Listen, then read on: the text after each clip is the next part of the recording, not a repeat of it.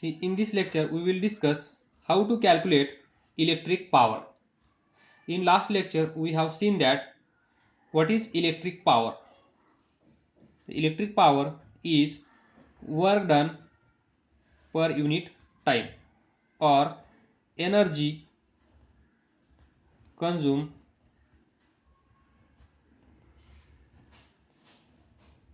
per second.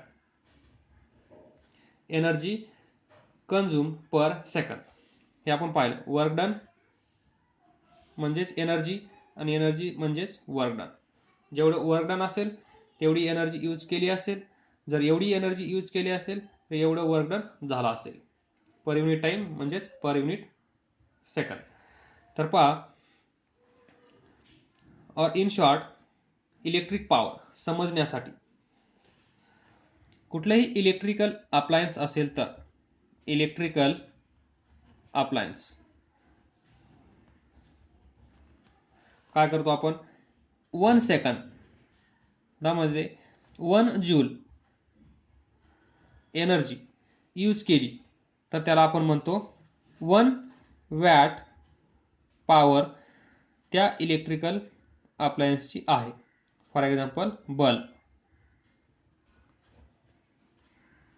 हे सगळ्यांसाठी असंच असेल. इथे बल्ब घेतला असं याचा अर्थ असा नाहीये की हे बल्बसाठी ॲप्लिकेबल आहे. Any electrical appliance. Case number 2. Now second electrical appliance 1 सेकंद मध्ये किती एनर्जी किंवा किती जूल एनर्जी यूज केली असेल त्याला आपण काय म्हणतो, पॉवर. तर किती पॉवर असेल हे आपल्याला कॅल्क्युलेट करायचं आहे. That is formula for calculating electric power. He normal definition झाली. 1 सेकंद 1 जूल 1 वॅट. पण इलेक्ट्रिकल अप्लायन्स किती एनर्जी किती जूल एनर्जी ते यूज करत आहे त्यावरून डिसाईड होईल त्याची पॉवर. आणि ते एका सेकंदामध्ये. एखादा बल्ब आहे पहा, आपला बल्ब 24 तास चालू असतो, कधी 10 तास चालू असतो, कधी 5 तास चालू असतो. तर त्याला कन्वर्ट करावं लागेल एका सेकंदामध्ये तो किती जूल एनर्जी खर्च करत आहे, किती जूल एनर्जी घेत आहे. तर आपल्याला असं असतं 3 आवर्स 2400 जूल एवढी एनर्जी यूज केली. तर इथून कन्वर्ट करावं लागेल आपल्याला एका सेकंदामध्ये. मग त्या वेळेस इकडे काहीतरी जूल येतील इन दिस वे. तर पहा, फॉर एक्झाम्पल एक बल्ब आहे. एका सेकंदामध्ये तो 60 जूल एनर्जी यूज करत आहे. तर याची पॉवर काय असेल, power is equal to work done per unit time. Work done म्हणजेच काय, एनर्जी कंझ्युम. Energy consume. तर किती एनर्जी कंझ्युम करत आहे is equal to E energy. किती, 60 joule per unit time 1 second. तर पहा, जूल पर सेकंद वॅट, तो 60 वॅट पॉवर. म्हणजे हा जो बल्ब आहे या बल्बची पॉवर किती आहे, 60 वॅट. अशा प्रकारे. Now we will start. Power is equal to work done per unit time. आणि आपण चॅप्टरच्या सुरुवातीला हे पाहिलं आहे, potential difference. What is potential difference? It is work done per unit charge. 1 unit charge इथून इथे घेऊन येण्यासाठी किती वर्क डन करावं लागला असेल.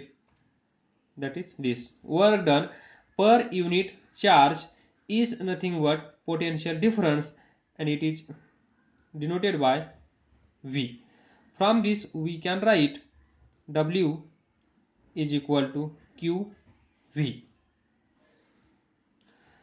Now from this, power P is equal to what is work done? Work done is QV. So QV divided by T. Equation number 1, 2, 3. Now see. त्यानंतर आपण हे पण पाहिलं होतं, या कंडक्टर मधून करंट I किती फ्लो होत असेल. हा कसा फाइंड करतो आपण? Current is given by charge phloem Q per unit time. म्हणजे ही बाउंड्री असेल, इथून या साईडला किती चार्ज गेला, चार्ज एका सेकंदामध्ये, इन 1 सेकंद. ही जी बाउंड्री असेल, ही बाउंड्री एका सेकंदामध्ये किती चार्जने क्रॉस केली, तो रेशिओ म्हणजे करंट. तो charge flown in this conductor per unit time. From this we can write Q is equal to IT. Q is equal to IT. Now see here, P, again we can write this power, electric power P is equal to Q is equal to IT. हे आपल्याला माहित आहे. W is equal to QV हे पण आपल्याला माहित होतं. तर इथे लिहा Q is equal to IT into potential difference V divided by T. तर पहा, T कॅन्सल होईल आणि आपल्याला भेटेल electric power P is equal to I, that is current, into V, that is potential difference. So we can calculate electric power if we know current through this conductor and potential difference across this conductor. This is the conductor,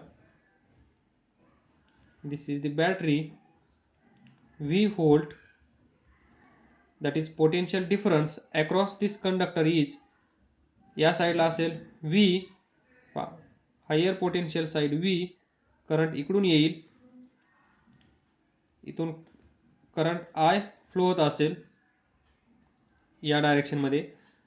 तर या साईडला lower potential side, इकडे असेल 0 volt. तर potential difference across this conductor PD is equal to V minus 0 is equal to V volt. जर आपल्याला हे माहित असेल, या कंडक्टर मधून जाणारा करंट माहित असेल, तर आपण इलेक्ट्रिक पॉवर फाइंड करू शकतो. So electric power P is electric power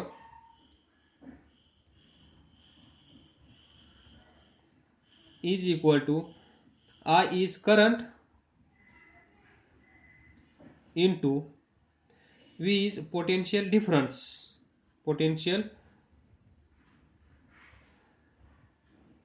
difference. See, आणि पोटेन्शियल डिफरन्सलाच आपण काय म्हणत असतो? In short, voltage. व्होल्टेज. तर यालाच असं लिहू शकतो आपण, electric power is equal to current into voltage. That is P is equal to current I into V. P म्हणजे इलेक्ट्रिक पॉवर, I म्हणजे इलेक्ट्रिक करंट आणि V म्हणजे पोटेन्शियल डिफरन्स किंवा व्होल्टेज.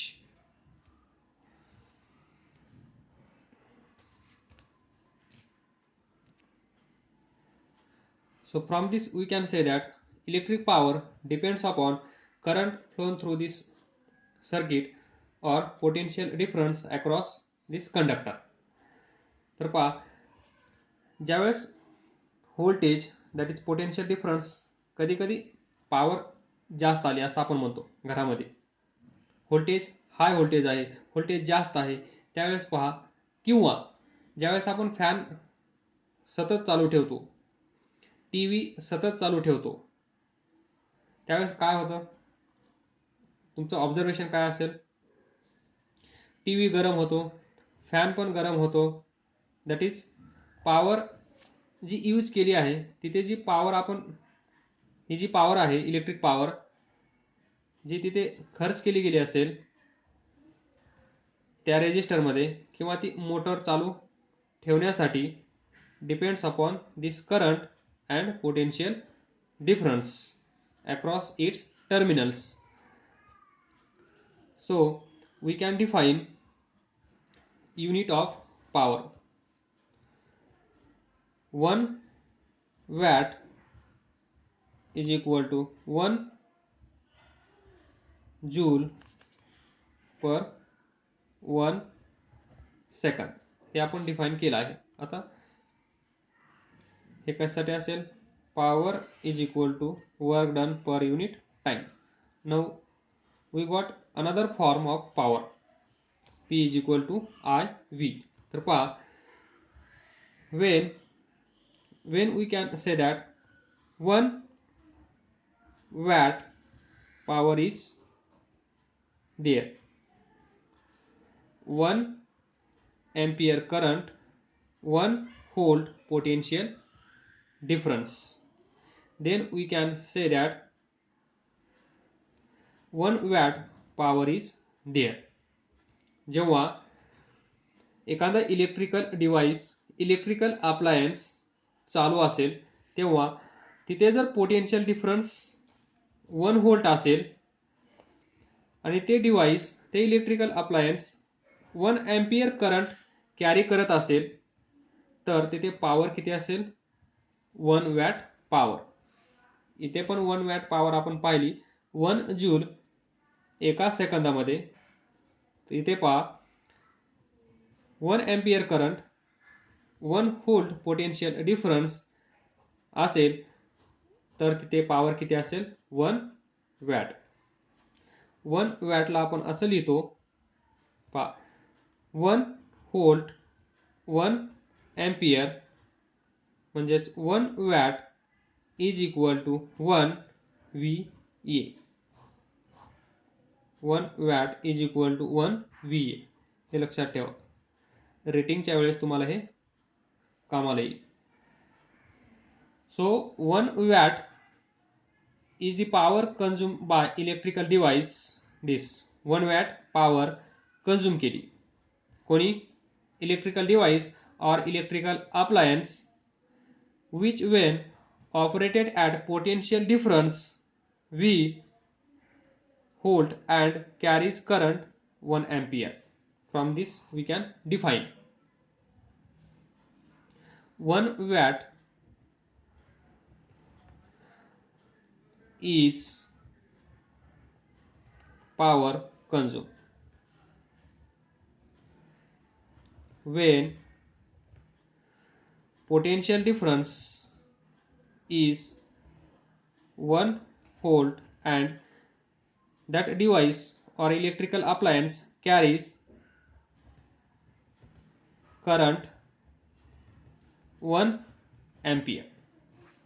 त्याला म्हणतो आपण 1 वॅट. पण पहा, ज्यावेळेस तुम्हाला पोटेन्शियल डिफरन्स माहित असेल, करंट माहित असेल, तेव्हा तुम्ही पॉवर फाइंड करू शकता. हे झाली एक कंडिशन. व्हॉट अबाउट जर आपल्याला रेजिस्टन्स माहित असेल तर, आणि या दोघांपैकी एक माहित नसेल तर, त्यावेळेस आपण काय करतो? ओहम्स लॉचा यूज करतो. What is Ohm's law? V is equal to IR. V is equal to IR. तर पहा, power P is equal to VI. Equation number 1 हे. तर इथून V ची व्हॅल्यू इथे आपण पुट करू शकतो का? P is equal to V इथे ठेवा, काय येईल? IR. हा इथे एक I आहे, काय भेटेल आपल्याला? I square R. म्हणजे ज्यावेळेस आपल्याला करंट माहीत असेल आणि रेजिस्टन्स माहीत असेल त्यावेळेस आपण पॉवर कशी काढणार, आय स्क्वेअर आर. म्हणजे हा रेजिस्टर आर आणि याच्यातून जाणारा करंट आय जर माहीत असतील तर इथे किती पॉवर यूज केली जात आहे, म्हणजे किती एनर्जी इथे यूज केली जात आहे हे आपण फाइंड करू शकतो. Then next